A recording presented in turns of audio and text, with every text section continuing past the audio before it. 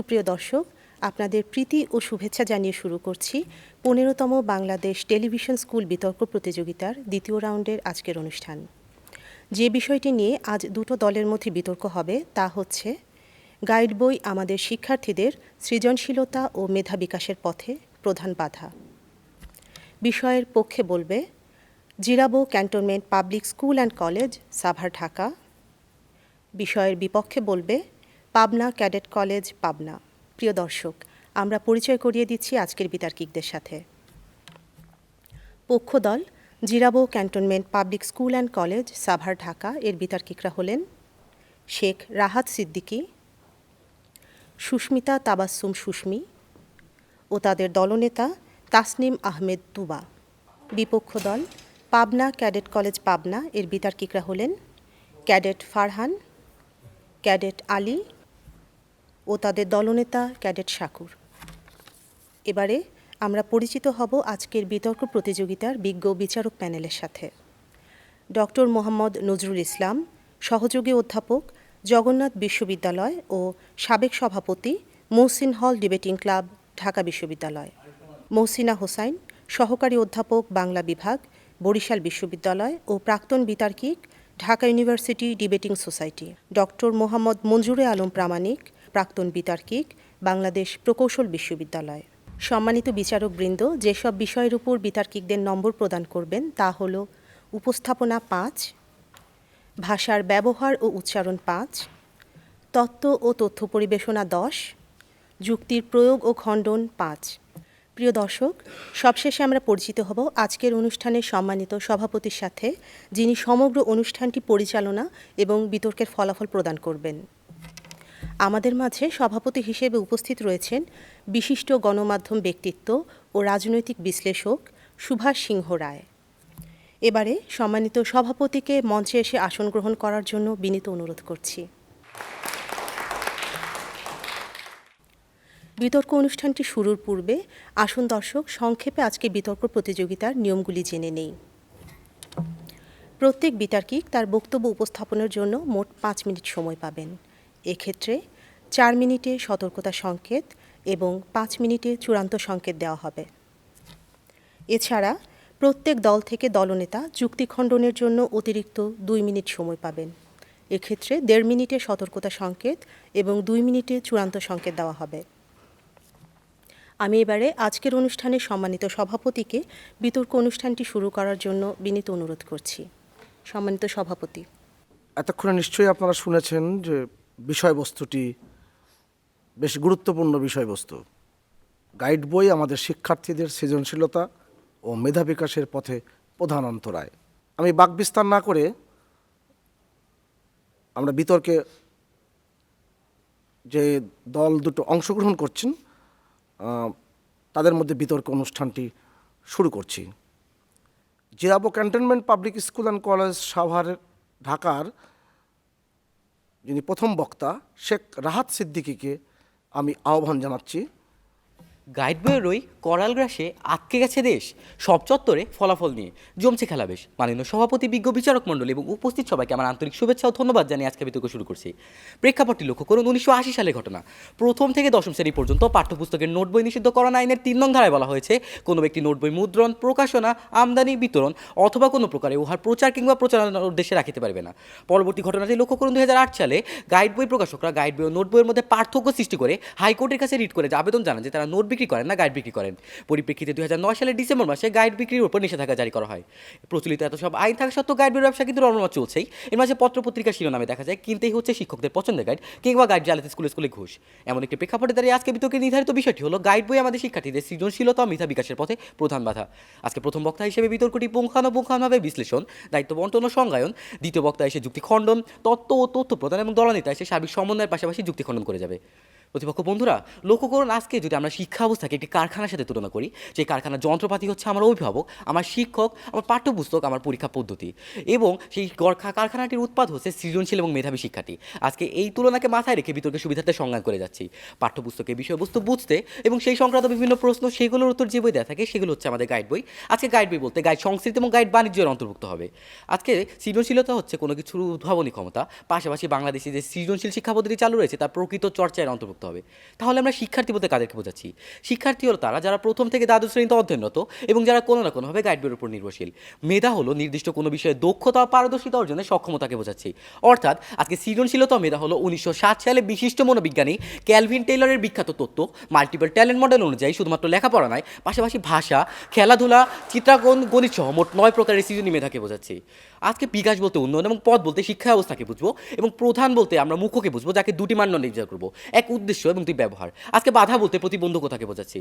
অর্থাৎ আজকে গাইড বই যখন আমার পাঠ্যপুস্তকের বা কিংবা আজকে আমাদের শিক্ষা ব্যবস্থার উপাদানগুলোকে কোনো না কোনোভাবে প্রভাবিত করে, তখন আমরা বুঝবো গাইড বই প্রধান বাধা। এখন প্রতিপক্ষ বন্ধুরা লক্ষ্য করুন আজকে আমাদের পক্ষে দৃঢ় অবস্থানের কারণগুলো কী কী। প্রথমত আজকে ফলাফল নির্ভর মানসিকতা সৃষ্টি হচ্ছে, দ্বিতীয়ত গাইড বইকে কেন্দ্র করে সৃষ্ট বাণিজ্য, তৃতীয়ত প্রশ্ন সমাধানের প্রতুলতা, চতুর্থত পরীক্ষার প্রশ্ন তৈরিতে গাইডকে ব্যবহার এবং পঞ্চমত শর্টকাট উপায় অবলম্বন। এখন লক্ষ্য করুন আজকে গাইড বইয়ের উদ্দেশ্যটি কী। গাইড বই মূলত একটি বাণিজ্যিক উদ্দেশ্য তৈরি করা হয়, অর্থাৎ গাইড বইয়ের প্রত্যক্ষ উদ্দেশ্যই থাকে সৃজনশীলতা মেধা বিকাশকে গুরুত্ব না দিয়ে মুখস্থ বিদ্যাকে প্রাধান্য দেওয়া, যার ফলে আজকে আইসিটির মতো একটি ব্যবহারিক বিষয় মুখস্থ বিদ্যায় রূপান্তরিত হয়ে গেছে, যেখানে বর্তমান চতুর্থ শিল্প বিপ্লবের সময় আইসিটির মতন বিষয়ে সৃজনশীলতা বিকাশের সবচেয়ে বেশি সুযোগ রয়েছে। আজকে গাইড বই সংস্কৃতি আসার ফলে সেই ক্ষেত্রটি সম্পূর্ণভাবে ক্ষতিগ্রস্ত হচ্ছে, যার ফলে শিক্ষার্থীরা চাইলেও নিজের সৃজনশীলতা বিকাশে কার্যকরী ভূমিকা পালন করতে পারছে না। দ্বিতীয়ত আজকে গাইড বইয়ের বাণিজ্য এতটাই বিস্তৃত যে 2018 সালের সংগঠন অনুযায়ী দালাল চক্র গাইড বই বিক্রির উদ্দেশ্যে 10 কোটি টাকা বাজেট করেছে বলে জানা গেছে। এমনকি 1980, 2008 এবং 2009 সালে বারংবার আইন প্রণয়ন করে ঠেকানো যাচ্ছে না এই বাণিজ্য। সেখানে অতি অর্থের লোভনীয় প্রস্তাবে যখন শিক্ষার্থীদেরকে রীতিমতো বাধ্য করছে সেই মানহীন গাইডগুলো পড়তে, তখন শিক্ষার্থী নিজ ইচ্ছায় হোক কিংবা পারিপার্শ্বিক পরিবেশের চাপে পড়ে হোক গাইড বইটি যখন পড়ছে, তখন তার মনস্তাত্ত্বিক বিকাশটি কখনো পরিপূর্ণভাবে ঘটতে পারছে না, দিন শেষে তার সৃজনশীল মেধা বিকাশটি কখনো হয় না।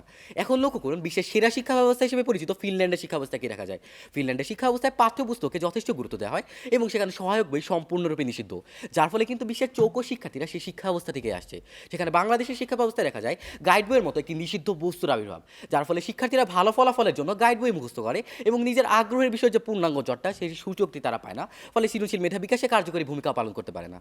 এখন লক্ষ্য করুন আজকে গাইড বই যখন আমাদের শিক্ষার্থীদের সৃজনশীলতা মেধা বিকাশের ক্ষেত্রে শিক্ষার্থীদের নিজস্ব চিন্তাধারাকে কেড়ে নিচ্ছে, তখন শিক্ষার্থীদেরকে প্রকৃত অর্থে বিকাশ তো দূরে থাক, শিক্ষার্থীদেরকে প্রকৃত অর্থে সৃজনশীল করাটাই আমাদের জন্য দুষ্কর হয়ে উঠছে। অর্থাৎ আজকে গাইড বই শিক্ষার্থীদেরকে দুটি জিনিস কেড়ে নিচ্ছে, এক শিক্ষার্থীর নিজস্ব চিন্তাধারা এবং দুই শিক্ষার্থীর নিজস্ব সময়। লক্ষ্য করুন আজকে গণিতের মতো বিষয়গুলোতে বড় বড় বাধাগুলো টপকাতে শিক্ষার্থীরা গাইড বইয়ের দ্বারস্থ হয়, যেখানে আজকে গণিত একজন শিক্ষার্থীকে তৈরি করে দিয়েছে নিজের মতো চিন্তা করার ক্ষেত্র। আজকে গাইড সংস্কৃতি আসার ফলে সেই ক্ষেত্রটি যখন পরিপূর্ণভাবে বিকশিত হতে পারছে না, তখন শিক্ষার্থী নিজের চিন্তাধারাকে ক্ষতিগ্রস্ত করছে, অর্থাৎ গাইড বই শিক্ষার্থীদেরকে চিন্তাধারাটি কেড়ে নিচ্ছে। দ্বিতীয়ত আজকে প্রচলিত শিক্ষা ব্যবস্থার সাথে যখন গাইড বই সংযুক্ত হয়, তখন পড়ার চাপ 2 থেকে 3 গুণ বৃদ্ধি পেয়ে যায় এবং এই অতিরিক্ত পড়ার চাপ মোকাবেলায় শিক্ষার্থীকে অতিরিক্ত সময় ব্যয় করতে হয় এবং এই অতিরিক্ত সময় ব্যয় করতে পারে, যখন এই অতিরিক্ত সময় ব্যয় করে সেই সময়টিতে হয়তো শিক্ষার্থী করতে পারতো নিজের কোনো আগ্রহের বিষয়, অর্থাৎ নিজের আগ্রহের বিষয় বাদ দিয়ে শিক্ষার্থী যখন নিজের গাইডটি পড়ে, তখন অবশ্যই শিক্ষার্থীর পক্ষ থেকে সৃজনশীল মেধা বিকাশটি কখনোই সম্ভব না। অর্থাৎ মাননীয় সভাপতি আজকে গাইড বইয়ের জাতাকলে যখন পিছিয়ে যাচ্ছে শিক্ষার্থীর নিজস্ব চিন্তাধারা, তখন শিক্ষার্থীদের থেকে আমরা কখনোই আশা করতে পারবো না যে তার সৃজনশীল মেধা বিকাশটি আজকে পরিপূর্ণভাবে ঘটবে। অর্থাৎ গাইড বই যখন আজকে আমাদের শিক্ষা অবস্থার উপাদানগুলোকে কোনো না কোনোভাবে প্রভাবিত করছে, তখন গাইড বই প্রধান বাধা বলে বিবেচিত হয়। এখন বিপক্ষ দলের প্রতিপক্ষ বন্ধুদের কাছে আমার একটি প্রশ্ন, খোলা নীল আকাশের নিচে ছোটাছুটি করে খেলতে দেওয়ার মাধ্যমে কিংবা নিজের আগ্রহের বিষয় করতে দেওয়ার মাধ্যমে একজন শিক্ষার্থীর সৃজনশীল মেধা বিকাশই ঘটানো সম্ভব, নাকি আজকে 4 দেয়ালের মাঝে আবদ্ধ পরিবেশ সৃষ্টি করে একটি শিক্ষার্থীকে গাইড বই পড়তে দেওয়ার মাধ্যমে তার সৃজনশীল মেধা বিকাশটি ঘটানো সম্ভব? আশা করি প্রশ্ন দিতে যাবেন। অর্থাৎ সার্বিক বিবেচনায় প্রমাণিত হয় গাইড বই শিক্ষার্থীদের সৃজনশীলতা মেধা বিকাশের পথে প্রধান বাধা। সবাইকে আমরা আন্তরিক শুভেচ্ছা জানিয়ে বিতর্ক শেষ করছি। ধন্যবাদ মাননীয় সভাপতি, ধন্যবাদ সবাইকে। আমরা এবার দেখব বিপক্ষ দলের পাবনা ক্যাডেট কলেজের ক্যাডেট ফারহান তার যুক্তি কীভাবে উপস্থাপন করে। ছোটবেলা থেকেই খুব সুন্দর কবিতা লেখে রাকিব। একদিন পড়ার টেবিলে বসে কবিতা লেখার উদ্দেশ্যে যেই না কাগজে পড়লো তার কলমের দাগ, সেই সঙ্গে পেছন থেকে পড়লো এক চপেটাঘাত। কবিতার খাতায় নজর পড়তে পেছন থেকে গর্জে ওঠে তার বাবা, পড়াশোনা কর, হতে পারবি না কখনো রবীন্দ্রনাথ, আজ থেকে বেটা তোর কবিতা লেখাই বাদ। হ্যাঁ মাননীয় সভাপতি একজন সৃজনশীল মানুষ নয়, বরং ডাক্তার কিংবা ইঞ্জিনিয়ার হয়ে উঠছে সন্তানের নিকটে পিতামাতার একমাত্র দাবি, তখন কোনো গাইড বই নয়, বরং পারিপার্শ্বিকতার প্রভাব এবং পৃষ্ঠপোষকতার অভাবে ঘটছে সৃজনশীল মনের অপমৃত্যু। ধন্যবাদ মাননীয় সভাপতি। বিতর্ক চলছে। আজকের প্রস্তাবনা গাইড বই আমাদের শিক্ষার্থীদের সৃজনশীলতা ও মেধা বিকাশের পথে প্রধান বাধা। বিপক্ষে বলছি মাননীয় সভাপতি, আমার প্রতিপক্ষের প্রথম বক্তার আজকের প্রস্তাবনার 3টি বিষয় সম্বন্ধে ভুল সংজ্ঞায়নের জন্য তা পুনরায় সংজ্ঞায়নের দাবিদার। সেগুলো হচ্ছে গাইড বই, সৃজনশীলতা এবং মেধার বিকাশ। গাইড বই বলতে আমরা বুঝি পাঠ্যপুস্তকের ভিত্তিমূলক জ্ঞানকে বিবৃত করার জন্য শ্রেণীভিত্তিক ও পাঠ্যভিত্তিক নানা রকম সহায়ক পুস্তককে। সৃজনশীলতা বলতে বোঝায় কোনো একটি বিষয়কে সম্পূর্ণ ভিন্ন আঙ্গিকে নিজস্ব চিন্তাধারার মাধ্যমে দৃষ্টিনন্দন উপায়ে উপস্থাপন করার ক্ষমতাকে। আর সবশেষে মেধার বিকাশ বলতে বোঝায় একজন মানুষের জন্মগত বুদ্ধিমত্তা সৃজনশীলতার ক্রমাগত উন্নয়ন বা বিকাশ যা নির্ভর করে সেই মানুষটির অনুশীলন স্পৃহা ও জ্ঞানপ্রসূ মানসিকতার উপর। আজকের প্রস্তাবনার প্রধান শব্দটি দ্বারা বিশেষায়িত করা হয়েছে এমন একটি বাধা যার প্রত্যক্ষ কিংবা পরোক্ষ সংশ্লিষ্টতা ছাড়া অন্য কোনো কারণে বাধা হয়ে দাঁড়াতে পারে না। আমি মানছি বিজ্ঞ প্রতিপক্ষ যে গাইড বই আমাদের শিক্ষার্থীদের সৃজনশীলতা ও মেধা বিকাশের পথে একটি বাধা, তবে তা কখনোই প্রধান বাধা হতে পারে না। কেননা যেখানে কথা হচ্ছে এমন এক দেশের শিক্ষার্থীদের নিয়ে যে দেশে রয়েছে বিশ্ব ব্যাংকের 2016 সালের জরিপ অনুযায়ী অষ্টম সর্বোচ্চ দরিদ্র মানুষ 28% শিশু যারা কিনা পাচ্ছে না শিক্ষার আলো, যে দেশে রয়েছে শিশুশ্রম, পর্যাপ্ত দক্ষ শিক্ষকের অভাব, পিতামাতার গোড়া মানসিকতার প্রভাব এবং আরও অন্যান্য ঘোরতর সমস্যা, সেখানে কিভাবে আমার প্রতিপক্ষের প্রথম বক্তা বারবার গাইড বইকে শিক্ষার্থীদের সৃজনশীলতা ও মেধা বিকাশের পথে প্রধান বাধা হিসেবে দাবি করে গেলেন তা আমার কাছে মোটেই বোধগম্য হচ্ছে না। মাননীয় সভাপতি, বাংলাদেশে প্রচলিত সৃজনশীল শিক্ষা ব্যবস্থার মূল উদ্দেশ্যই হচ্ছে শিক্ষার্থীদের সৃজনশীলতা বিকাশ করা, তবে আজ বিভিন্ন শিক্ষা প্রতিষ্ঠানে কেবল পরীক্ষায় সৃজনশীল প্রশ্ন তৈরিকে প্রাধান্য দেওয়া হচ্ছে। যথাযথ পথ প্রদর্শনের অভাবে শিক্ষার্থীদের সৃজনশীলতা যে কুয়োর ব্যাঙের মধ্যে আবদ্ধ হয়ে আছে তার প্রতি আলোকপাত করবার কেউ নেই। যেখানে দেশে সর্বোচ্চ প্রতি 77 জন শিক্ষার্থীর জন্য শিক্ষক রয়েছেন মাত্র একজন, সেখানে একটি ক্লাসে গড়ে 60 জন শিক্ষার্থী ও 40 মিনিট সময় নিয়ে একজন শিক্ষক কয়জন শিক্ষার্থীকে যথার্থ শিক্ষা প্রদানে সক্ষম হবে তা বোধ করে আমার বিজ্ঞ প্রতিপক্ষ একটু হলেও আন্দাজ করতে পেরেছেন। আর প্রতিপক্ষের বক্তারা যদি এখন বলেন যে দেশে তো রয়েছে মাল্টিমিডিয়া ভিত্তিক প্রযুক্তি নির্ভর শিক্ষা ব্যবস্থা, তবে বিজ্ঞ প্রতিপক্ষ আপনারা কি বলতে চাইছেন যে 68,000 প্রত্যন্ত গ্রামগুলোতে প্রতিনিয়ত একজন দরিদ্র মা তার সন্তানকে স্কুলে পাঠাচ্ছে স্মার্টফোন অথবা ট্যাবলেট হাতে দিয়ে? আশা করি উত্তরটি নিজেই পেয়ে যাবেন। হ্যাঁ, বিজ্ঞ প্রতিপক্ষ কেবলমাত্র দক্ষ শিক্ষকের অভাবে আরেকজন শিক্ষার্থী ধাবিত হচ্ছে মুখস্থবিদ্যা ও কোচিংমুখী শিক্ষার প্রতি, ফলে তার সৃজনশীলতা হচ্ছে ব্যাহত, কিন্তু পরীক্ষার খাতায় আসছে ভালো ফলাফল। মার্ক আসবে রাশি রাশি, মায়ের মুখে ফুটবে হাসি, কি হবে প্রয়োগের সৃজনশীলতা? আছে যা পুস্তকে ধরিয়া মুখস্থকে ভরিবে এবার পরীক্ষার খাতা। হ্যাঁ বিজ্ঞ প্রতিপক্ষ, এটাই যখন হয়ে উঠেছে বর্তমান শিক্ষার্থীদের মূলমন্ত্র, তখন 21শে ফেব্রুয়ারি আলোচনা সভায় বক্তৃতা দিতে গেও একজন শিক্ষার্থী অনর্গল বলে এসেছে তার মুখস্থ করা প্রবন্ধটি। মুখস্থের প্রয়োজনীয়তার সাথে আমিও মানছি, কিন্তু তাই বলে কি আপনি আপনার সম্পূর্ণ শিক্ষা জীবনকে কেবলমাত্র মুখস্থবিদ্যার উপর নির্ভরশীল করে দিতে পারেন বিজ্ঞ প্রতিপক্ষ? আশা করি উত্তরটি না হবে। জ্ঞান যেখানে আড়ষ্ট, বুদ্ধি যেখানে সীমাবদ্ধ, মুক্তি সেখানে অসম্ভব। আর মুখস্থ নির্ভরশীল মানসিকতায় আমাদের জ্ঞানের কুপিবাদিটিকে ধীরে ধীরে নিভিয়ে দিচ্ছে, আড়ষ্ট করছে আমাদের সৃজনশীলতাকে। আর তাই 1999 সালে শিশু শিক্ষা ও বিকাশ সংক্রান্ত গবেষণায় গবেষক ডালবার্স বলেছিলেন শিশুদের সৃজনশীলতার সক্রিয়তার আসার অন্যতম প্রধান কারণ হচ্ছে মুখস্থবিদ্যা। তথ্যসূত্র www.childrencare.com। আর বিজ্ঞ প্রতিপক্ষ জাতীয় সংস্কৃতি, গণিত, সাহিত্য চর্চার অভাব, লাইব্রেরি বিমুখতা এবং সামাজিক যোগাযোগ মাধ্যমে আসক্তির কারণে ঘটছে মানবিক মূল্যবোধের চরম অবক্ষয়। আর এজন্যই আজ যখন একজন শিক্ষার্থী মনের হাসপাতাল নামে খ্যাত লাইব্রেরিকে দূরে ঠেলে দিয়ে সোশ্যাল মিডিয়ায় তার স্ট্যাটাস আপলোডে ব্যতিব্যস্ত এবং নিতান্ত একজন অসুস্থ মানসিকতার অধিকারী হয়ে উঠছে, তখন তার সৃজনশীলতা মেধা বিকাশের পথে বাধা হিসেবে মানবিক মূল্যবোধের অবক্ষয়কে উপেক্ষা করে কি বিজ্ঞ প্রতিপক্ষ আবারও গাইড বইকে দাবি করে যাবেন? আশা করি উত্তর দিয়ে যাবেন। সবশেষে বলতে চাই, শৈবাল দিঘিরে বলে উচ্চ করে শির, লিখে রেখো এক ফোঁটা দিলেম শিশির। হ্যাঁ মাননীয় সভাপতি, এক ফোঁটা শিশির হচ্ছে আমাদের শিক্ষার্থীদের সৃজনশীলতা ও মেধা বিকাশের পথে প্রধান বাধা হয়ে ওঠার জন্য আমার প্রতিপক্ষের বক্তাদের বারবার দাবি করে যাওয়া গাইড বইয়ের প্রভাবটুকু। তাই বিজ্ঞ প্রতিপক্ষ সবশেষে বলতে চাই, এত যুক্তি প্রদর্শনের পরও যদি আপনাদের মন না ভরে থাকে এবং আপনারা যদি আজকে গাইড বইয়ের অযৌক্তিক যুক্তিকে ধরেই আজকের বিতর্কপথ চলতে থাকেন, তবে আপনাদের তো আমার বলতেই হচ্ছে, পথিক তুমি পথ হারাইয়াছ। তাই তর্কের খাতিরে তর্ক না করে চলুন আজ মেনে নেই যে গাইড বই আমাদের শিক্ষার্থীদের সৃজনশীলতা ও মেধা বিকাশের পথে একটি বাধা মাত্র, তবে তা কখনোই প্রধান বাধা নয়। ধন্যবাদ মাননীয় সভাপতি, ধন্যবাদ সকলকে। আমি এবার আহ্বান জানাবো Jirabo Cantonment Public School and College সাভারের সুস্মিতা তাবাসসুম সুস্মি। শিক্ষা উপমন্ত্রী মহিবুল হাসান চৌধুরীর মতে 2010 সাল থেকে আলোচিত শিক্ষা আইনের খসড়াটি প্রায় চূড়ান্ত হয়েছে, যে আইনে গাইড বই সম্পূর্ণ নিষিদ্ধ সহ বিস্তারিত আলোচনা করা হচ্ছে। ঠিক এরকম একটি আলোচনার ঝড়ের মুখে বিতর্কে বিষয় নির্ধারিত হয়েছে গাইড বই শিক্ষার্থীদের সৃজনশীল ও মেধা বিকাশের পথে প্রধান বাধা। মাননীয় সভাপতি এবং বিজ্ঞ বিচারক মণ্ডলী এবং উপস্থিত সকলকে আমার আন্তরিক শুভেচ্ছা এবং ধন্যবাদ জানিয়ে আমি বক্তব্য শুরু করছি। মাননীয় সভাপতি আজকে বিজ্ঞ প্রতিপক্ষ বলে গেলেন পারপার্শ্বিকতার প্রভাব সম্পর্কে। মাননীয় সভাপতি, আজকে দিনে পারপার্শ্বিক প্রভাবের কারণে ফলাফল নির্ভর মানসিকতা তৈরি হয় এবং ওই ফলাফল নির্ভর মানসিকতা তৈরির জন্য যে পথটি রয়েছে সেই পথে যদি আমার গাইড বসে থাকে, তাহলে মাননীয় সভাপতি আজকে আমার ফলাফল নির্ভর মানসিকতা থেকে একজন শিক্ষার্থী মুখস্থ নির্ভর মানসিকতা তৈরি আসবে। অর্থাৎ যেখানে আমার দাঁড়িয়ে রয়েছে একজন গাইড এবং গাইড শিক্ষার্থীদের কাছ থেকে মুখস্থ নির্ভর শক্তিকে দিন দিন বাড়িয়ে দিচ্ছে। মাননীয় সভাপতি আজকে বলে গেলেন আজকে আমার বাবা আজকে আমার কবিতা থেকে সরিয়ে আজকে আমার ডাক্তার হওয়ার জন্য মনোভাব দিচ্ছে। মাননীয় সভাপতি, আজকে আমার সেই বাবা যদি আমাকে ডাক্তার হওয়ার জন্য গাইড না দেখে তত্ত্বীয় বিষয় সম্পর্কে ধারণা দিত, অর্থাৎ তাহলে কিন্তু আজকে আমার সেই মানসিকতাটা আজকে পূর্ণ হতো। কিন্তু যখন আমার বাবা সে বাজার থেকে গাইড বই কিনে নিয়ে এসে আমার সামনে উপস্থাপন করছে, তখন কিন্তু একজন শিক্ষার্থী সে কবিতা আবৃত্তি দূরে হোক, সে গাইডের সে ডাক্তারের যে প্রশিক্ষণ হোক, সেই প্রশিক্ষণ থেকে দূরে গিয়ে সে গাইডের বিষয়গুলো আত্মস্থ করছে এবং দিন শেষে তার সৃজনশীলতার বিকাশ দূরে থাকছে, সৃজনশীলতার সুপ্ত প্রতিভা আজকে জাগ্রত হচ্ছে না। মাননীয় সভাপতি, আজকে লক্ষ্য করুন আমাদের দলীয় অবস্থানে 3 নং ক্ষেত্রটি সৃজনশীলতার প্রাথমিক শর্ত হচ্ছে যে কোনো বিষয়ে প্রশ্ন করতে শেখা। আজকে শিক্ষা ব্যবস্থা উন্নত দেশগুলোর দিকে তাকালে আমরা দেখতে পারবো তাদের শিক্ষকদের প্রশিক্ষণে দেওয়া হয় যাতে তারা শিক্ষার্থীদের প্রশ্ন করতে উৎসাহ দিতে পারে। বিখ্যাত দার্শনিক সক্রেটিস তার ডান দিক বাদ নাম ও দর্শন চর্চায় মানুষদের বিভিন্ন প্রশ্ন করার মাধ্যমে সঠিক উত্তরটি বের করে নিয়ে আসতে পারতেন। আমাদের দেশের সরকার সৃজনশীলতা প্রাথমিক শর্তের প্রতি গুরুত্ব আরোপ করে 2009 সাল থেকে শিক্ষা ব্যবস্থায় সৃজনশীল পদ্ধতি প্রণয়ন করেন। 2010 সাল থেকে শিক্ষা বোর্ডগুলো সৃজনশীল পদ্ধতিতে প্রশ্ন প্রণয়ন শুরু করেন।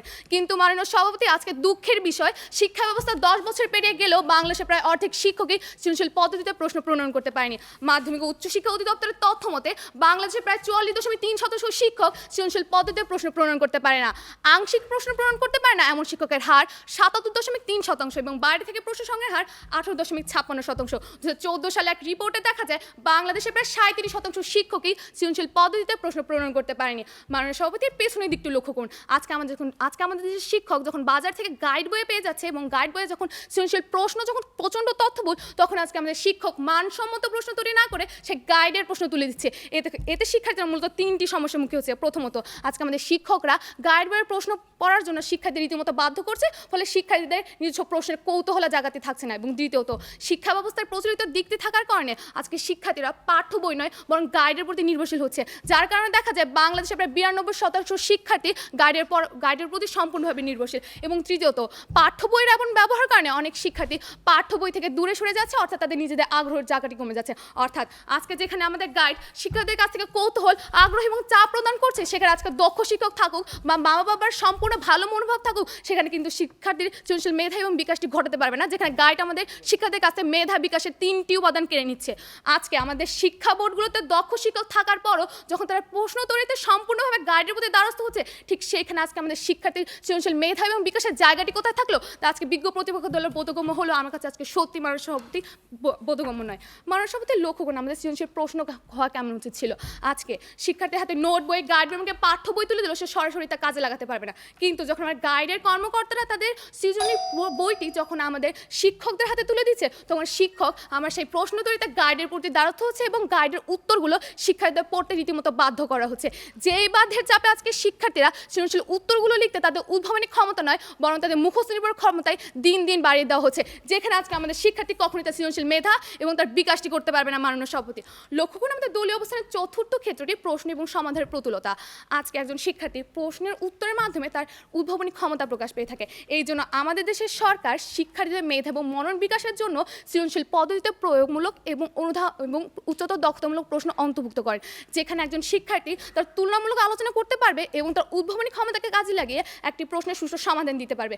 কিন্তু মাননীয় সভাপতি, আজকে যখন গাইড বই আমাদের শিক্ষা ব্যবস্থা অন্তর্ভুক্ত হয়ে গেছে, তখন আজকে আমাদের শিক্ষক একদম মানসম্মত প্রশ্ন করা ছেড়েই দিচ্ছে, গাইডের প্রশ্ন তুলে দিচ্ছে এবং সেই গাইডের উত্তরগুলো যখন শিক্ষার্থীদের মুখস্থ করতে বাধ্য করা হচ্ছে, তখন আজকে আমরা সেই শিক্ষার্থী সৃজনশীল গ এবং ঘ নং প্রশ্ন উত্তর লিখে উদ্ভাবনী ক্ষমতা নয় বরং আছে তাদের মুখস্থ নির্ভর ক্ষমতাই আজকে প্রকাশ পাচ্ছে।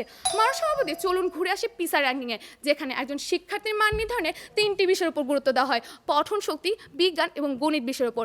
মাননীয় সভাপতি, আজকে বাংলাদেশ নিম্ন মধ্যম আয়ের দেশে উন্নত হলেও এই পর্যন্ত একবার এই পিসা র্যাঙ্কিংয়ের পরীক্ষায় অংশগ্রহণই করতে পারেনি। তার কারণটি হচ্ছে বাংলাদেশের গাইড বই উপস্থিত হয়ে যে শিক্ষা ব্যবস্থা গড়ে উঠেছে, সেই দিকে তাকালে আমরা দেখতে পারবো আজকে আমাদের গাইড বই শিক্ষকদের দিন দিন অদক্ষ করে দিচ্ছে। আজকে গাইড বই শিক্ষার্থীদের মনন শক্তি নয়, তাদের পঠন, তাদের মুখস্থ নির্ভর শক্তিকে দিন দিন বাড়িয়ে দিচ্ছে, যেখানে গাইড বই সৃজনশীল প্রশ্ন এবং তার উত্তর দিতে শিক্ষার্থীদের আগ্রহ এবং কৌতূহল এবং তাদের উদ্ভাবনী ক্ষমতাকে কেড়ে নিচ্ছে। বিজ্ঞ প্রতিপক্ষ একটি প্রশ্ন রেখে যাচ্ছি, এভাবে গাইড বই আমাদের তিলে তিলে যেখানে শিক্ষা ব্যবস্থাকে ধ্বংস করে দিচ্ছে, ঠিক সেইখানে গাইড বই কীভাবে শিক্ষার্থীর সৃজনশীল ও মেধা বিকাশের পথে প্রধান বাধা না হয়ে সহায়ক হয় কীভাবে?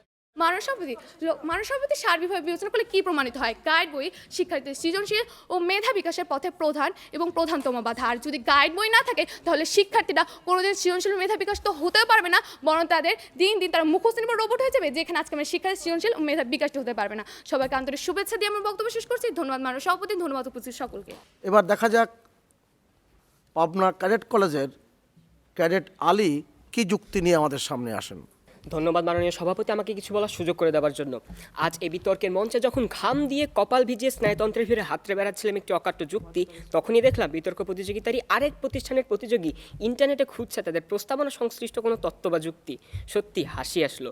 মনে হলো তাদের ডেকে একটু জিজ্ঞেস করি, আজ্ঞে এখানে যে সৃজনশীলতার বিকাশ বাধাগ্রস্ত হচ্ছে, তবে গাইড বইটা কোথায় শুনি। মঞ্চে সেই প্রশ্নটি উত্থাপন করলাম বিজ্ঞ প্রতিপক্ষ, আশা করি কি যথাযথ উত্তর দিয়ে যাবেন। আমরা বাঙালি, বসতে পেলে শুতে চাও আমাদের স্বভাব, আর এই শতকের অবাধ প্রযুক্তির উন্নয়নের মুখে শিক্ষার্থীরা তাই পড়াশোনার ক্ষেত্রেও বেছে নিচ্ছে প্রযুক্তিকে। আচ্ছা বিজ্ঞ প্রতিপক্ষ, আপনাদের আমি যদি এখন প্রশ্ন করি যে বাংলা সাহিত্যের পঞ্চপাণ্ডব কারা, এবং আপনাদের সামনে একটি গাইড বই এবং ইন্টারনেট সংযুক্ত একটি স্মার্টফোন রেখে দেয়, তাহলে আপনারা অবশ্যই গাইড বইয়ের দিকে হাত না বাড়িয়ে স্মার্টফোনের দিকে হাত বাড়াবেন, কারণ নিজের ভালো তো পাগলও বোঝে। আর এরপর যদি আপনারা আবারও গাইড বইকে দায়ী করেন, তাহলে আপনাদের আমার বলতে ইচ্ছে করছে, তুমি আমার কথায় কান দিও না মন দিও, পারলে একটু মাথাও দিও। শুধু কি তাই বিজ্ঞ প্রতিপক্ষ, একজন শিক্ষার্থী তার দিনের প্রায় 30-40% সময় ব্যয় করছে ফেসবুক, ইনস্টাগ্রাম কিংবা টিকটকে, যার ফলে কমে যাচ্ছে তার অনুশীলনের হার। আর এর সবই হচ্ছে শুধুমাত্র প্রযুক্তি নির্ভর মানসিকতার জন্য। বিজ্ঞ প্রতিপক্ষ, ন্যায় যদি থাকে চাষ, কিভাবে হবে ফলন? মেধার বিকাশও হবে না, না করলে অনুশীলন। এক্ষেত্রে কি গাইড বই থেকে প্রযুক্তি নির্ভরশীলতা বেশি দায়ী নয়? প্রশ্ন রইল। মাননীয় সভাপতি, আমার দলের প্রথম বক্তা বলে গেলেন যে কোচিং সেন্টার শিক্ষার্থীদের সৃজনশীলতা বিকাশের পথে বাধা হয়ে দাঁড়িয়েছে। বিষয়টি সম্ভবত প্রতিপক্ষের বক্তারা ঠিকমতো বোঝেননি কিংবা বুঝেও না বোঝার ভান করছেন, তাই তারা একই গান বিভিন্ন সুরে গিয়ে তাদের সেই তাসের ঘরের একটি ভিত্তি স্থাপনের চেষ্টা এখনও চালিয়ে যাচ্ছেন। বিজ্ঞ প্রতিপক্ষ, আপনাদের সামনে একটি উদাহরণ আমি তুলে ধরছি। 2011 সালে কুড়িগ্রাম জেলার এক স্বনামধন্য এইচএসসি ও বিশ্ববিদ্যালয় ভর্তি কোচিং সেন্টারে এইচএসসিতে 65 জন্য সকলে গোল্ডেন জিপিএ 5 পেল। ঠিক তার 2 মাস পর বিশ্ববিদ্যালয়ে ভর্তি পরীক্ষায় মাত্র 5 জন চান্স পায়, যা বাবা মার মনে করে ভীতির সঞ্চার। বিজ্ঞ প্রতিপক্ষ, কারণটি কি একটু হলেও আন্দাজ করতে পেরেছেন যে কেন ওই কোচিং সেন্টারটির এরকম দুরবস্থা?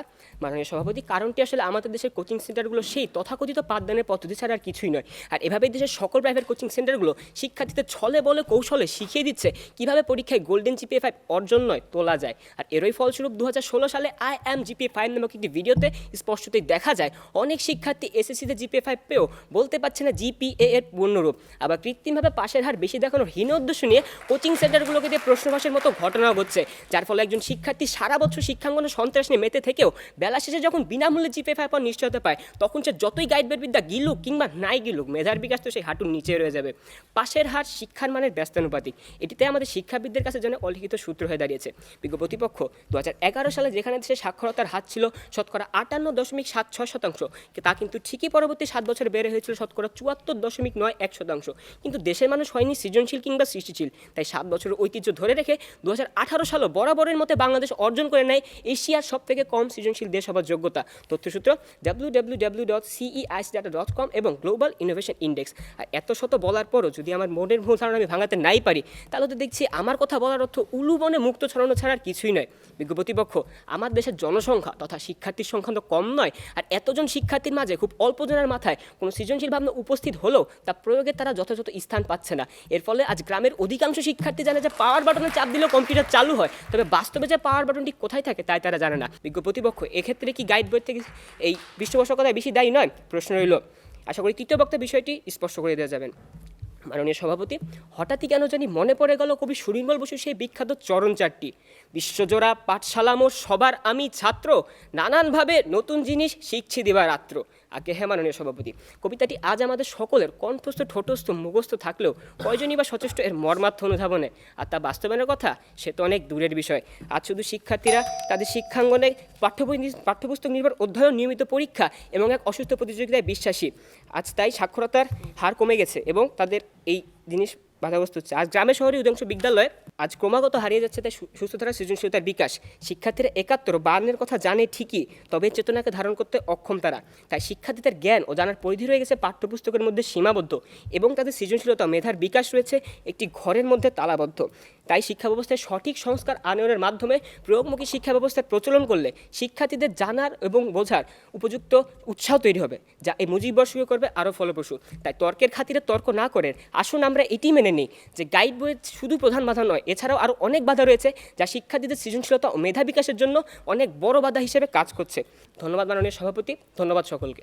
সাভারের Zirabo cantonment Public School and কলেজের পক্ষে তাসনিম আহমেদ তুবা কি বক্তব্য নিয়ে আমাদের সামনে হাজির হন? ব্যাধি সংক্রামক স্বাস্থ্য নয়। প্রমোদ চৌধুরী বই পড়া প্রবন্ধের এই উক্তিটি দ্বারা মানুষকে খারাপ বা নেতিবাচকের দ্বারাই বেশি প্রভাবিত হয় তার একটা আলোচনা পাওয়া যায়। আজকের বিতর্কে তাই গাইড বই সংস্কৃতি শিক্ষার্থীদের উপর নেতিবাচক প্রভাবে বেশি ফেলছে তা তৃতীয় বক্তা হিসেবে দলীয় অবস্থানের ব্যাখ্যা, বিশ্লেষণ এবং সার্বিক সমন্বয়ের মাধ্যমে প্রমাণ করে দিয়ে যাব। ধন্যবাদ মাননীয় সভাপতি, বিজ্ঞ বিচারক মণ্ডলী এবং উপস্থিত সকলকে। লক্ষ্য করুন আজকে প্রতিপক্ষ বন্ধুরা ফলাফল নির্ভর মানসিকতার জন্য যে আজকে আসলে সৃজনশীলতার বিকাশ হচ্ছে না সেটির পক্ষে যুক্তি উপস্থাপন করে গেলেন। আজকে একটু উপলব্ধি করুন ফলাফল নির্ভর মানসিকতাটা আসলে খারাপ না, ফলাফল আমি নির্ভর মানসিকতা আমার কি ঘিরে তৈরি হয়েছে সেটা আসলে বিষয় একটু করে। লক্ষ্য করেন আজকে আমাদের বাংলাদেশ শিক্ষা ব্যবস্থা কেমন, সৃজনশীল প্রশ্ন পদ্ধতি। এখানে মনে করেন আজকে একটি দৃশ্যে আমার গাইড উপস্থিত নেই। এই দৃশ্যে যখন আমার শিক্ষার্থী ভালো ফলাফল করার জন্য কিন্তু দিন শেষে কোনো বিষয়বস্তুকে অনুধাবন করবে এবং সেই অনুধাবনের বিষয় সৃজনশীল প্রশ্নের গ এবং ঘ নম্বরে উদ্দীপকের আলোকে লিখে দিয়ে আসবে। অর্থাৎ এই ক্ষেত্রে তার সৃজনশীলতা চর্চাটা হবে বইটাকে অনুধাবন করার মাধ্যমে।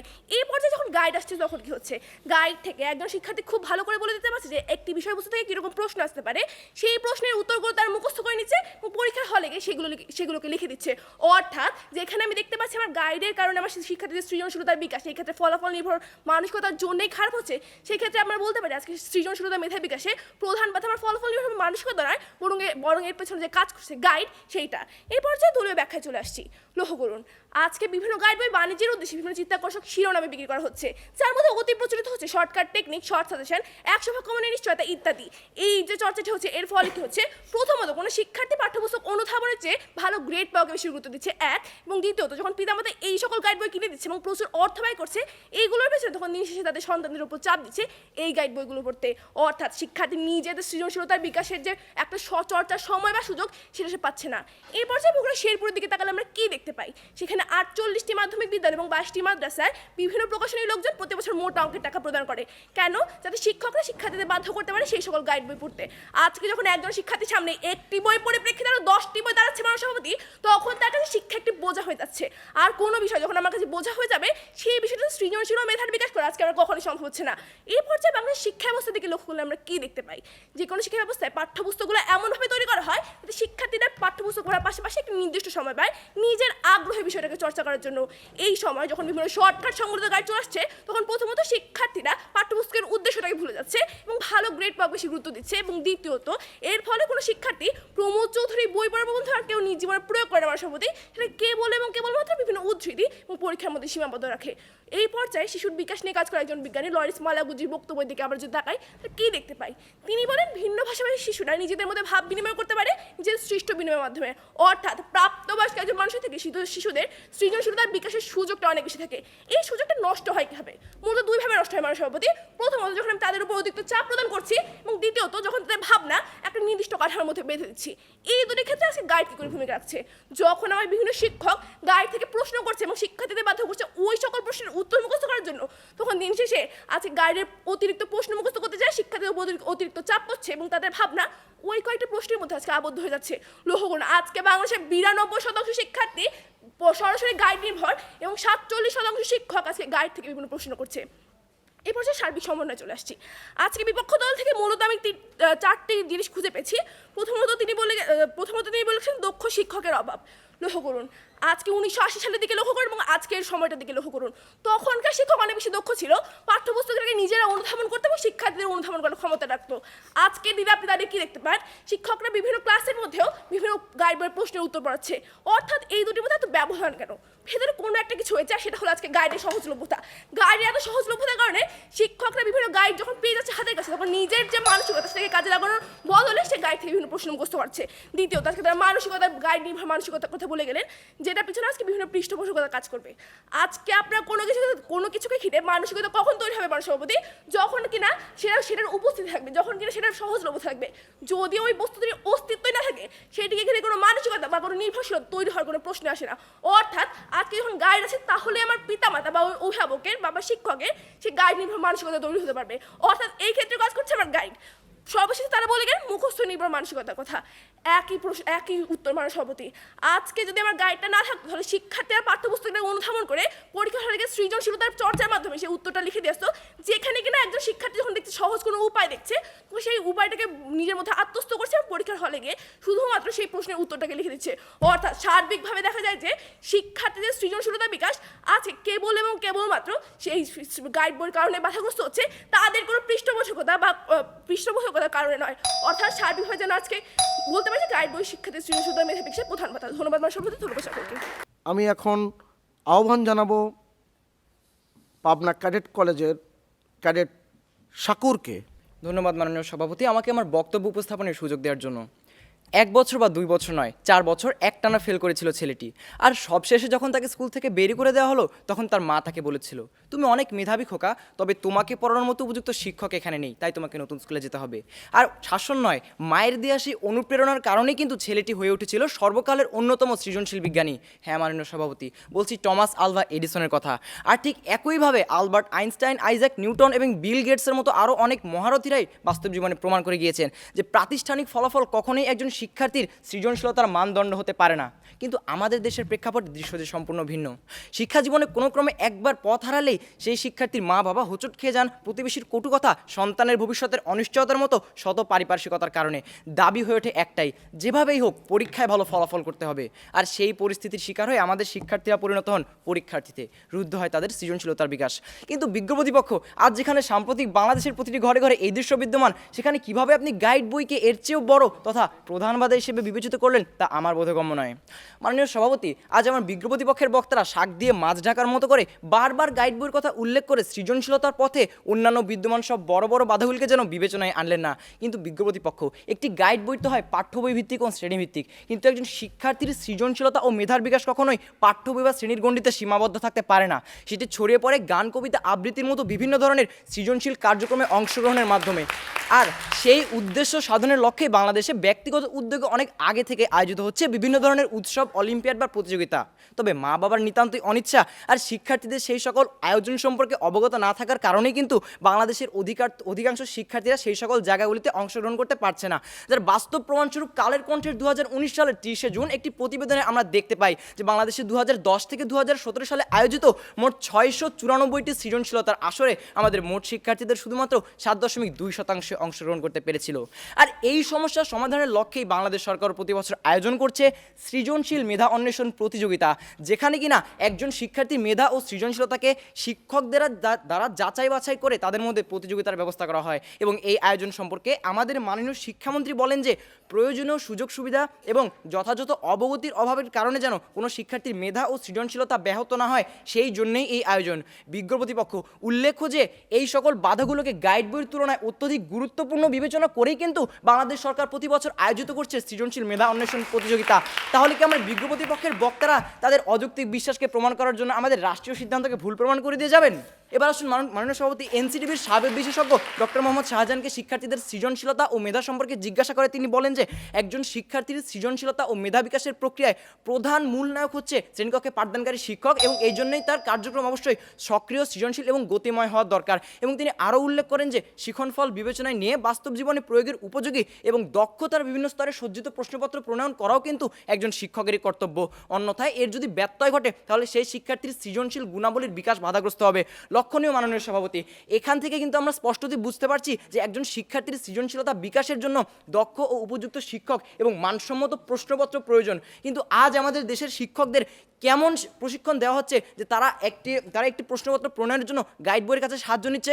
তাদের যদি আজকে যথাযথ প্রশিক্ষণ দেওয়া হতো তাহলে তাদের সামনে 1000টি কেন 1 লক্ষটি গাইড বই পড়ে থাকলেও তারা কখনোই সের দিকে ফিরেও তাকাতো না। তারা নিজেই নিজের সৃজনশীলতাকে এবং নিজের শিক্ষার্থীদেরকে সৃজনশীল এবং মেধাবী হিসেবে গড়ে তোলার জন্যই কিন্তু নিজেই একটি সৃজনশীল প্রশ্ন প্রণয়ন করতো, আর থেমে থাকতো না আমাদের শিক্ষার্থীদের মেধা ও সৃজনশীলতার পরিসর। আর এত যুক্তি এবং এত উদাহরণ দেওয়ার পরে যদি আমার প্রতিপক্ষের বক্তারা আবারও গাইড বই কেই প্রধান বাধা দাবি করেন, তাহলে হয়তো আপনারা আজকে এই পণ করে বিতর্কের মঞ্চে এসেছেন, জলে নামিব, সাঁতার কাটিব, চুল ভিজাইব না, দেখিব শুনিব সবই বুঝিব, স্বীকার করিব না। আর মুজিব শতবর্ষের এই সুবর্ণক্ষণের জন্য আমাদের সকল শিক্ষার্থীরা সকল বাধা অতিক্রম করে মেধাবী ও সৃজনশীল হয়ে ওঠে, এই আশাবাদ ব্যক্ত করে আমি আমার বক্তব্য এখানেই শেষ করছি। মাননীয় সভাপতি, ধন্যবাদ। মাননীয় সভাপতি, ধন্যবাদ সবাইকে। আমি আহ্বান জানাচ্ছি Zirabo cantonment Public School and কলেজের তাসনিম আহমেদ তুবাকে তার যুক্তি খণ্ডন পর্বে অংশগ্রহণ করবার জন্য। ধন্যবাদ মাননীয় সভাপতি, বিজ্ঞ বিচারক মণ্ডলী এবং উপস্থিত সকলকে। লক্ষ্য করুন আজকে প্রতিপক্ষ বন্ধুরা বলে কিনা যে শিক্ষক মূল হোতা, শিক্ষককে যদি ভালোভাবে প্রশিক্ষণ দেওয়া হতো তাহলে নাকি তার সামনে গাইড থাকলে সে ধরতো না। লক্ষ্য করুন আজকে আপনার সামনে যদি দুটি পথ খোলা থাকে, একটি সহজ, অত্যন্ত সহজ, যার মাধ্যমে আপনার পরিশ্রম লাগবে, এবং আরেকটি অত্যন্ত কঠিন, যেটা কিনা আপনার পরিশ্রম ব্যয় হবে। এই দুটি পথ যখন খোলা থাকবে তখন আপনি কখনোই পরিশ্রমের পথটা বেছে নিতে চাইবেন না, আপনি সবসময় চাইবেন যেটা সহজ সেই পথটাকে বেছে নিতে। অর্থাৎ আজকে শিক্ষকের সামনে, শিক্ষককে যতই প্রশিক্ষণ দেওয়া হোক না কেন, যখন তার সামনে গাইডের অনেক বেশি সহজলভ্যতা থাকবে তখন সে দিন শেষে সেই গাইড থেকে প্রশ্ন অনুকরণ করবে এবং শিক্ষার্থীদের পরীক্ষা দেবে। এর মাধ্যমে শিক্ষার্থীদের মুখস্থ নির্ভর মানসিকতা তৈরির মাধ্যমে শিক্ষার্থীদের সৃজনশীলতা বিকাশটা হবে না। এই পর্যায়ে তারা বলে গেলেন মাল্টিমিডিয়া ক্লাসরুম, বাজেট ইত্যাদি ইত্যাদি, যার মাধ্যমে নাকি আজকে শিক্ষার্থীর যার অভাবে শিক্ষার্থীদের সৃজনশীলতা বিকাশটা হচ্ছে না। লক্ষ্য করুন আজকে যে আপনার শিক্ষার্থীর সৃজনশীলতা বিকাশের জন্য শুধু ভালো ভালো উপকরণ বা একটা ভালো পরিবেশ নিশ্চিত করতে হবে এইরকম কোনো কথা নেই। আজকে যদি একটা শিক্ষার্থীর সৃজনশীলতা চর্চা যথেষ্ট সুযোগ থাকে তবে সে মাটির উপর নিজের আঙুল দিয়ে কোনো চিত্রাঙ্কন চর্চা করতে পারবে। এই ক্ষেত্রে এই যে চর্চার সময় বা উদ্ভাবনের সময় সেটাকে কেড়ে নিচ্ছে কি আজকে আমার গাইড কি করে? আজকে যখন গাইডের বিভিন্ন প্রশ্ন মুখস্থ করতে হবে এবং মুখস্থ করতে হচ্ছে এবং পরীক্ষায় ভালো ফলাফল করার মানসিকতা তৈরি হচ্ছে, তখন সেই দিন শেষে সেই চর্চার সময়টা পাচ্ছে না এবং পারিপার্শ্বিকতা বিভিন্ন চাপে সে গাইডটা পড়ছে। অর্থাৎ এখানেও যে শিক্ষার্থীদের বাজেটের অভাব, শিক্ষার্থীদের সৃজনশীলতা বিকাশে কোনো মূল অবদান রাখছে না, অবদান রাখছে হলো আমার গাইড। এই পর্যায়ে তারা একটি কবিতা বলে গিয়েছিলেন যে বিশ্বজোড়া পাঠশালা মোর সবার আমি ছাত্র। লক্ষ্য করুন আজকে যে কবিতাটা সুন্দর করে বোঝানোর মতো কোনো মানসিকতা আজকে কোনো শিক্ষকের নেই, কারণ আজকে গাইড অত্যন্ত সহজলভ্য হয়ে গেছে, যার কারণে কোনো শিক্ষক এইটাকে কোনো শিক্ষার্থীর কাছে যখন পড়তে যায় কেবলমাত্র ফলাফলের উদ্দেশ্যে পড়ায়, কোনো রকম কেবলমাত্র ফলাফলের উদ্দেশ্যে পড়ায়। এই যে ছন্দটাকে সুন্দরভাবে যে শিক্ষার্থীর মধ্যে আমাকে অনুধাবন করতে হবে সেই রকম কোনো মানসিকতা শিক্ষার্থী থাকে না, যার কারণটাকে গাইডের সহজলভ্যতা। অর্থাৎ সার্বিকভাবে বলা যায় যে মানব সভাপতি এই যে শিক্ষার্থীর সৃজনশীলতা বিকাশে গাইডই মূল বাধা। এই পর্যায়ে তারা দক্ষ শিক্ষকের ধন্যবাদ সকলকে। পাবনা ক্যাডেট কলেজের দলনেতা ক্যাডেট শাকুরকে আমি আহ্বান জানাচ্ছি তার যুক্তিখণ্ডন পর্বে অংশগ্রহণ করবার জন্য। সময় 2 মিনিট। ধন্যবাদ মাননীয় সভাপতি আমাকে আরেকবার বক্তব্য প্রদানের সুযোগ দেওয়ার জন্য। মাননীয় সভাপতি, আজ আমাদের প্রতিপক্ষের বক্তারা হয়তোবা প্রমাণ করতে পেরেছেন যে গাইড বই আমাদের শিক্ষার্থীদের মেধা ও সৃজনশীলতার পথে একটি বাধা, কিন্তু তাকে প্রধান বাধা হিসেবে প্রমাণ করার জন্য যথাযথ তত্ত্ব বা যুক্তি কোনোটি কিন্তু তারা দিতে পারেনি। আজ আমাদের প্রতিপক্ষের প্রথম বক্তা বলে গেলেন যে আমাদের 1980 সালে এমন একটি আইন প্রণয়ন করা হয় যেখানে প্রথম থেকে দশম শ্রেণী পর্যন্ত গাইড বই নিষিদ্ধ করা হয়, কিন্তু বিজ্ঞ প্রতিপক্ষ আপনার মেধার অভাবের কারণে হয়তো প্রথম আলো সেই প্রতিবেদনের 3য় লাইনে আপনি দেখেননি যে প্রথম থেকে দশম শ্রেণী নয়, প্রথম থেকে অষ্টম শ্রেণী পর্যন্ত নিষিদ্ধ করা হয়েছিল সেই গাইড বইকে।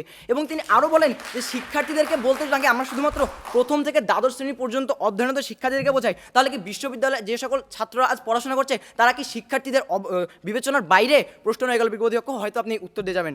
বিজ্ঞ অধ্যক্ষ, সেই প্রতিবেদনে বলা হয়েছিল যে ঢাকা বিশ্ববিদ্যালয়ের শিক্ষা ও গবেষণা ইনস্টিটিউটের অধ্যাপক তারিক আহসান বলেন পরীক্ষা নির্ভর যে মূল্যায়ন ব্যবস্থা রাখা হয়েছে সে কারণেই কিন্তু কোচিং গাইড বই ইত্যাদি পার্শ্ব বিষয় হিসেবে চলে আসছে, প্রধান বিষয় হিসেবে নয়। এবং ঢাকা বিশ্ববিদ্যালয়ের ইংরেজির সাবেক অধ্যাপক সৈয়দ মঞ্জুরুল ইসলাম বলেন যে কোচিং বাণিজ্য চালু রেখে নোট বা গাইড নিষিদ্ধ করে কোনো লাভ হবে না, সেটি অবশ্যই একটি এবং আরেকটির সাথে কান টানলে মাথা টানার মতো অবশ্যই চলে আসবে। আর মাননীয় সভাপতি, বিজ্ঞ প্রতিপক্ষের বক্তারা ছলে বলে কৌশলে প্রমাণ করার চেষ্টা করলেন যে সৃজনশীলতার সকল ক্ষেত্রেই নাকি গাইড বই প্রধান বাধা, কিন্তু বিজ্ঞ প্রতিপক্ষ সৃজনশীলতার পূর্ণ অর্থ হয়তো বা আপনার বোঝেননি। গান, কবিতা, আবৃত্তি এবং আজকে আমাদের এখানে বিতর্ক করাও কিন্তু সৃজনশীলতার অনেক বড় এক অংশ, কিন্তু বাজারে তো এইসবের কোনো গাইড বই পাওয়া যায় না, তাও কীভাবে এসব সৃজনশীলতার পথে মূল কারণ বাধা হয়ে দাঁড়াচ্ছে বিজ্ঞ প্রতিপক্ষ। সেজন্য এই গাইড বই আমাদের শিক্ষার্থীদের সৃজনশীলতা ও মেধা বিকাশের প্রধান বাধা হতে পারে না, কিন্তু বিজ্ঞ প্রতিপক্ষ আজ হয়তো আপনারা এক চোখ বন্ধ করে বিতর্কের এই প্রস্তাবনাকে বিবেচনা করেছেন। প্রস্তাবনায় কিন্তু গাইড বইকে প্রধান বাধা হিসেবে উল্লেখ করা হয়েছে বিজ্ঞ প্রতিপক্ষ। আর প্রধান বাধাকে উদাহরণ দ্বারা যদি আমরা বিশেষায়িত করি তাহলে আমরা বলতে পারি যে রাস্তায় চলমান একটি গাড়ির সামনে যদি অনেকগুলো একটি বড় পাথর অনেকগুলো নুড়ি পাথর থাকে তাহলে সেই বড় পাথরটিকে কিন্তু প্রধান বাধা বলা হবে, কেননা সেটি সরিয়ে দিলে খুব সহজে নুড়ি পাথরগুলোকে অতিক্রম করে যাওয়া সম্ভব। কিন্তু আজ যদি আমরা আমাদের দেশ থেকে গাইড বইকে সরিয়ে দেই তাহলে কি শিক্ষকের অভাব এবং আমাদের মা বাবার মানসিকতা এবং বিভিন্ন ধরনের কোচিং প্রাইভেটের প্রভাব সরে যাবে না বিজ্ঞ প্রতিপক্ষ? তাই গাইড বই একটি কারণ হতে পারে, প্রধান কারণ কখনই নয়। এই বলে আমার বক্তব্য শেষ করছি। ধন্যবাদ মাননীয় সভাপতি, ধন্যবাদ সবাইকে। স্মৃতি অনেক সুখের। আজ থেকে 40 বছর আগে এই 6 জন যে আজকে বিতর্কে অংশগ্রহণ করলো, এরা একজন বিতার্কিক হিসেবে আমি জেলা শহর থেকে এসেছিলাম এই জায়গায় বিতর্কে অংশগ্রহণ করবার জন্য। আজকে আমি সভাপতি হিসেবে এই 6 জনের মাঝে উপস্থিত। 3 জন বিচারক সামনে আছেন এবং প্রাণবন্ত বিতর্ক হয়েছে। আপনাদের সামনে একটা উদাহরণ আমি যদি দিই, রবীন্দ্রনাথ ঠাকুর যখন বেঁচে আছেন তখন তার শান্তিনিকেতনে একবার একটি বিতর্ক সভার আয়োজন হয়েছিল যে মহাত্মা গান্ধী সঠিক, রবীন্দ্রনাথ ঠাকুর সঠিক। এবং সেই সভায় সভাপতিত্ব করেছিলেন বিশ্বকবি রবীন্দ্রনাথ ঠাকুর নিজেই। প্রাণবন্ত বিতর্ক হয়েছিল। 3 ঘন্টা বিতর্কে অংশগ্রহণ করেছিল 12 জন বিতার্কিক। এবং ফলাফল যখন ঘোষণা করা হলো, রবীন্দ্রনাথ ঠাকুর নিজেই ঘোষণা করলেন যে সেই বিতর্কের যে বিষয়বস্তু ছিল কে সঠিক। মহাত্মা গান্ধীর পক্ষের বিতার্কিক দল জয়লাভ করেছিল। আর রবীন্দ্রনাথ ঠাকুর তার যে সভাপতির বক্তব্যে বলেছিলেন যে আমার শান্তিনিকেতন প্রতিষ্ঠা আজকে যে সার্থক হয়েছে তার প্রমাণ হচ্ছে আজকে বিতর্ক সভা এবং আজকের বিতর্কের বিষয়বস্তু। এবং আমি যে সভায় সভাপতিত্ব করছি সেই সভায় আমার পক্ষের যারা যুক্তি উপস্থাপন করেছে তারা পরাজিত হয়েছে, অর্থাৎ এখানে যুক্তির জয় হয়েছে। আমার ধারণা দর্শক যারা এই অনুষ্ঠানটি দেখছেন সকলে এই 6 জনের বিতর্ক আপনারা উপভোগ করেছেন। 15তম বাংলাদেশ টেলিভিশন স্কুল বিতর্ক প্রতিযোগিতার যে আজকের যে বিষয় ছিল গাইড বই আমাদের শিক্ষার্থীদের সৃজনশীলতা ও মেধা বিকাশের পথে প্রধান বাধা, এমন একটি বিতর্কে যারা অংশগ্রহণ করলেন 6 জনকে আমি অভিনন্দন জানাচ্ছি।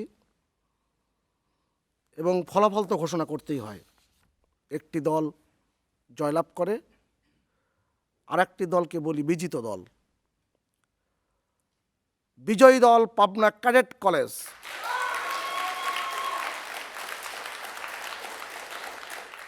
শ্রেষ্ঠ বিতার্কিক ক্যাডেট শাকুর, তিনি পাবনা ক্যাডেট কলেজের দলনেতা। আপনাদের 2 দলকে অভিনন্দন। 15তম বাংলাদেশ টেলিভিশন স্কুল বিতর্ক প্রতিযোগিতার আজকের এই আয়োজন এখানেই শেষ হচ্ছে। আপনাদের সকলকে ধন্যবাদ, শুভেচ্ছা রইল।